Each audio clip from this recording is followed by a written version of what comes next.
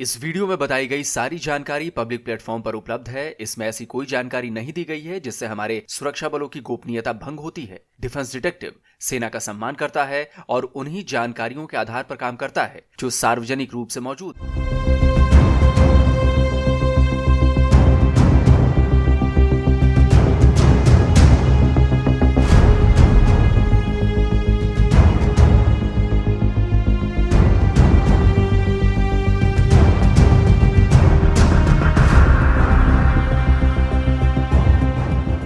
ये game changer है।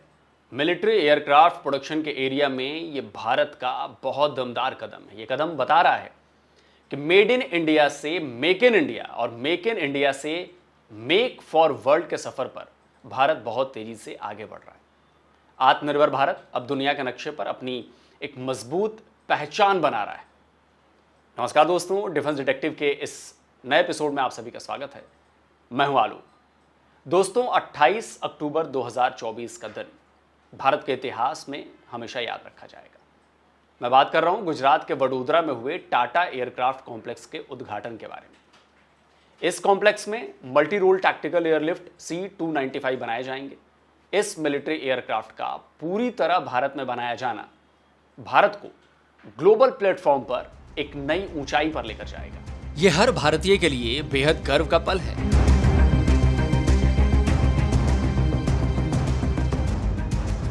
ये तस्वीर बता रही है कि भारत आज किस बुलंदी की तरफ बढ़ रहा है।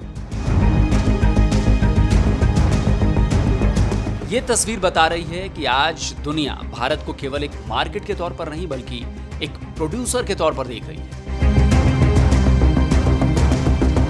गुजरात के वडोदरा में 28 अक्टूबर को भारत के प्रधानमंत्री नरेंद्र मोदी और स्पेन के प्राइम मिनिस्टर पेड्रो सांचेज ने टाटा एयरक्राफ्ट कॉम्प्लेक्स का उद्घाटन किया। और टाटा के इस फैक्ट्री में बनेंगे दुनिया के दिग्गज एयरक्राफ्ट मैन्युफैक्चरर कंपनी एयरबस के मल्टी रोल एयरलिफ्टर C-295। तो सबसे पहले मैं आपको बताता हूं कि वडोदरा में बना ये एयरक्राफ्ट कॉम्प्लेक्स कैसा है और यहां एयरबस के एयरक्राफ्ट क्यों बनने जा रहे हैं, ये डील कौन सी है और इसमें कितने एयरक्राफ्ट भारत के लिए बनाए जाने हैं और आगे क्या होने वाला है। 24 सितंबर 2021 ये वो दिन था जब भारत और यूरोपियन एयरक्राफ्ट कंपनी एयरबस के बीच ये डील हुई थी। ये डील थी 56 एयरबस C-295 एयरक्राफ्ट की। इस डील की सबसे बड़ी खासियत तो ये थी कि ये पहली ऐसी डील थी जिसमें private sector make in India के जरिए एरोस्पेस प्रोग्राम में शामिल होने जा रहा था। और भारत का ये प्राइवेट सेक्टर था टाटा एडवांस सिस्टम्स। भारत में टाटा मतलब भरोसा, और यही भरोसा इस डील में भी दिखा। रतन टाटा अब हमारे बीच नहीं रहे, लेकिन तब उन्होंने ट्वीट कर इस डील के लिए एयरबस और टाटा एडवांस सिस्टम्स और इंडियन डिफेंस मिनिस्ट्री को बधाई दी थी। तो जैसा कि मैंने आपको बताया कि ये डील इंडियन एयरफोर्स के लिए 56 C-295 एयरक्राफ्ट की थी। इसमें 16 जहाज स्पेन से फ्लाईअवे कंडीशन यानी पूरी तरह से तैयार करके भारत को भेजे जाने थे, सौंपे जाने थे, जबकि 40 एयरक्राफ्ट भारत में ही बनाए जाने थे, यानी कि मेक इन इंडिया के तहत। ये जो तस्वीर आप देख रहे हैं, आप ये स्पेन के सैन पाब्लो सोर के एयरबेस फाइनल असेंबली लाइन की यूनिट की है। और यहाँ जो प्लेन तैयार हो रहे हैं ये वही C-295 हैं जो भारत भेजे जाने वाले हैं। 8 मई 2023 को भारत के लिए बनाए गए पहले C-295 ने पहली उड़ान भरी थी। स्पेन में कई C-295 तैयार भी हो चुके हैं। ये वही एयरक्राफ्ट्स हैं और इनकी कई तरह से टेस्टिंग्स की जा रही। और पिछले साल 13 सितंबर को एयरबस ने अपना पहला C-295 भारत को सौंप दिया था। ये तब की ही तस्वीरें हैं। तत्कालीन एयर चीफ मार्शल विवेक राम चौधरी खुद पहले C-295 के स्वागत के लिए वहां मौजूद थे। एयरक्राफ्ट ने अब तक 6 C-295 की डिलीवरी कर दी है, यानी स्पेन से बनकर अब केवल 10 ही एयरक्राफ्ट आने हैं। बाकी 40 aircraft Tata advance system limited बनाएगा।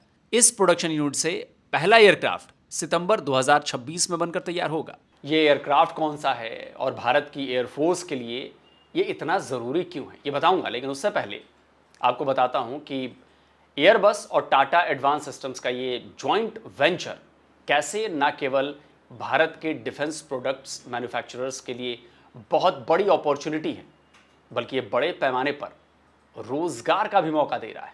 C-295 की ये डील भारत के लिए कितनी अहम है, ये समझने की ज़रूरत है। इस डील में भारत में केवल 40 एयरक्राफ्ट ही नहीं बनाए जाने, बल्कि इस एयरक्राफ्ट के लिए 13 से 14 हज़ार डिटेल्ड एयरक्राफ्ट पार्ट्स भी भारत में बनाए जाएंगे। ये पार्ट्स भारत की वो 37 कंपनियां बनाएंगी जिन्हें एयरबस ने अप्रूव किया है। खास बात यह है कि इन 37 कंपनियों में से 33 माइक्रो, स्मॉल और मीडियम इंटरप्राइजेज हैं। यानी इस डील में भारत की केवल टाटा एडवांस सिस्टम से शामिल नहीं है, बल्कि भारत की 37 और कंपनियां भी काम करने वाली हैं। इस एयरक्राफ्ट में लगने वाले इलेक्ट्रॉनिक वॉरफेयर सिस्टम भारत में ही बनाए जा रहे हैं। इन्हें भारत इलेक्ट्रॉनिक्स यानी BEL और भारत डायनेमिक्स तैयार कर रहा है।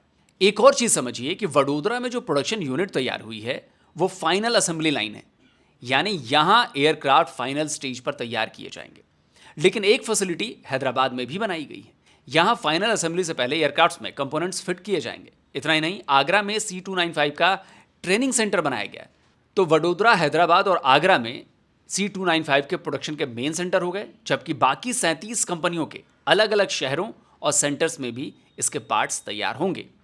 अब आपको बताता हूं कि C295 का प्रोडक्शन भारत में कितने रोजगार दे रहा है। देखिए, एयरबस बता रहा है कि भारत में 3,500 लोग सीधे तौर पर उसकी कंपनी में काम कर रहे हैं, जबकि 15,000 लोग कंपनी से जुड़ी सप्लाई चेन में काम कर रहे हैं। यानी कि टोटल करीब करीब 18,500 लोग मौजूदा वक्त में इसमें काम कर रहे हैं। अब इसके अलावा टाटा एडवांस सिस्टम्स के वडोदरा सेंटर और हैदराबाद यूनिट में भी हजारों लोगों को रोजगार मिल रहा है। यानी ये डील डिफेंस एयरक्राफ्ट प्रोडक्शन से जुड़ा एक पूरा इकोसिस्टम तैयार करने जा रही है। बड़ी कंपनियों के साथ साथ इसमें जो सूक्ष्म कंपनियां हैं, लघु कंपनियां हैं और जो मध्यम उद्योग के क्षेत्र को भी बढ़ावा देने वाली जो कंपनियां हैं, उनको बहुत मजबूती मिलेगी, फायदा होगा। पिछले 5-6 सालों में भारत में करीब 1,000 डिफेंस स्टार्टअप्स शुरू हुए हैं। C295 का प्रोडक्शन उन स्टार्टअप्स के लिए भी आगे बढ़ने का मौका देने वाला है। डिफेंस और स्पेस मैन्युफैक्चरिंग से जुड़े इंस्टीट्यूट्स को भी इससे बहुत ज्यादा फायदा पहुंचेगा। टाइम्स ऑफ इंडिया की इस हेडलाइन को देखिए। यह हेडलाइन C295 एयरक्राफ्ट बनाने वाली गुजरात की इस फैक्ट्री को डिफेंस मैन्युफैक्चरिंग और भारत के एरोस्पेस सेक्टर के लिए गेम चेंजर बता रही है। वहीं द ट्रिब्यून की हेडलाइन बता रही है कि एयरबस और टाटा का यह C295 प्रोजेक्ट भारत में डिफेंस और एयरोस्पेस के सेक्टर में वो काम कर सकता है जो ऑटोमोबाइल सेक्टर के लिए जापानी कंपनी सुजुकी ने किया था। 80 के दशक में भारत सरकार ने जापानी ऑटोमोबाइल कंपनी सुजुकी के साथ डील की थी। इस डील के बाद भारत की मारुति कंपनी और सुजुकी ने मिलकर कार बनानी शुरू की थी। ये कंपनी आज भारत की सबसे बड़ी ऑटोमोबाइल कंपनी बन चुकी है। साल 2022 के आंकड़ों के मुताबिक भारत के कार मार्केट का 42% शेयर इसके पास है। मारुति सुजुकी ने न केवल कार बनाई बल्कि भारत में हजारों हजार लोगों को रोजगार भी दिया। गुड़गांव में मारुति सुजुकी की फैक्ट्री के पास ऐसी सैकड़ों छोटी फैक्ट्रीज हैं जो इसके लिए छोटे छोटे पार्ट्स बना रही हैं। ठीक वैसे ही एयरबस और टाटा की ये फैक्ट्री भी कई इंडस्ट्रीज को पनपने का मौका देंगी। और तभी स्पेन के PM ने भी वडोदरा की इस फैसिलिटी को भारत को इंडस्ट्रियल पावर हाउस बनने की तरफ बढ़ते कदमों के तौर पर बताया। It is a great honor for me to be here today. Today we are not only officially inaugurating a cutting-edge industrial facility, today we're also witnessing how an extraordinary project between two emblematic companies becomes a reality. Prime Minister Modi, this is also the triumph of your vision to turn India into an industrial powerhouse and a magnet for investment and business-to-business collaboration. This partnership between Airbus and Tata will contribute to the progress of the Indian aerospace industry and will open new doors for the arrival of other European companies. अब आपको Airbus के इस multi role tactical airlifter की खासियत बताता हूं कि आखिर इंडियन एयरफोर्स ने इस एयरलिफ्टर को ही क्यों चुना है। यह है इंडियन एयरफोर्स का ट्रांसपोर्ट एवरो 748। इस विमान को साल 1960 में भारतीय वायुसेना में शामिल किया गया था।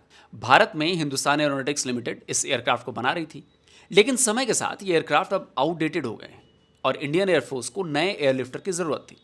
इसी को देखते हुए भारतीय वायुसेना की मुहर पर भारत सरकार ने एयरबस से C295 खरीदने का फैसला किया और फिर 56 एयरक्राफ्ट की डील फाइनल हुई। अब एयरफोर्स ने C295 के लिए हामी क्यों भरी, इसे भी समझना ज़रूरी है। असल में C295 को दुनिया का सबसे वर्सेटाइल यानी बहुउपयोगी और कारगर मल्टी रोल टैक्टिकल एयरलिफ्टर के रूप में जाना जाता है। ये एक बार में 9 टन का पेलोड उठा सकता है, यानी इसमें करीब 71 ट्रूप्स सवार हो सकते हैं और इतने वजन के साथ ये 260 नॉट की क्रूज स्पीड से उड़ान भर सकता है। इसमें एयर टू एयर रिफ्यूलिंग की जा सकती है। ये 30,000 फीट की ऊंचाई पर तो उड़ ही सकता है, जरूरत पड़ने पर बेहद नीची उड़ान भरने में भी सक्षम है। इसे टेक ऑफ और लैंडिंग के लिए बहुत ज़्यादा लंबे रनवे की जरूरत नहीं है। ये छोटी रेतीली हवाई पट्टी के साथ साथ घास वाली एयर स्ट्रिप से भी ऑपरेट किया जा सकता है। ये एयरलिफ्टर नहीं है, बल्कि ये पूरी तरह से टैक्टिकल सिस्टम से लैस है। ये एंटी सबमरीन और एंटी सरफेस वॉरफेयर में कारगर साबित होता है।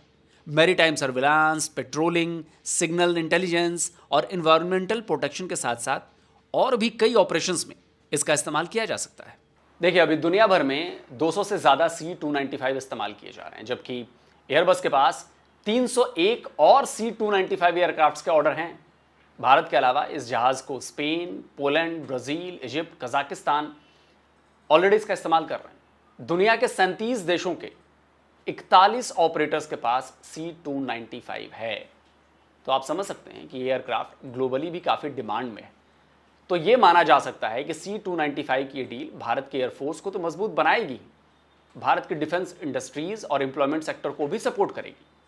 तो दोस्तों, आपको ये वीडियो आज का कैसा लगा कमेंट करके ज़रूर अपनी राय दीजिए और इसे ज़्यादा से ज़्यादा फैलाइए भाई, इस वीडियो को शेयर करिए। और जिन दोस्तों ने अभी तक डिफेंस डिटेक्टिव को सब्सक्राइब नहीं किया है, तो भाई आपसे अनुरोध है, आग्रह है, चैनल को सब्सक्राइब करिए और साथ में बेल आइकन ज़रूर दबाइए, जिससे हमारे द्वारा अपलोड किए गए हर वीडियो की नोटिफिकेशन आप तक फ़ौरन पहुँच जाए। जल्दी मिलता हूँ एक और नए वीडियो के साथ। नमस्कार, जय हिंद। तो अगर आप चाहते हैं मुझसे बात करना, मुझसे कोई सवाल पूछना, तो फैन कॉल पर आप मुझसे कनेक्ट हो सकते हैं। फैन कॉल में ये सुविधा है कि आप अपने हिसाब से वहां पर जाकर टाइम स्लॉट बुक कर सकते हैं कि आपको फलाने दिन मुझसे बात करनी है, फलाने टाइम पे मुझसे बात करनी है। लेकिन ये भी बता दूं कि ये पेड सर्विस है,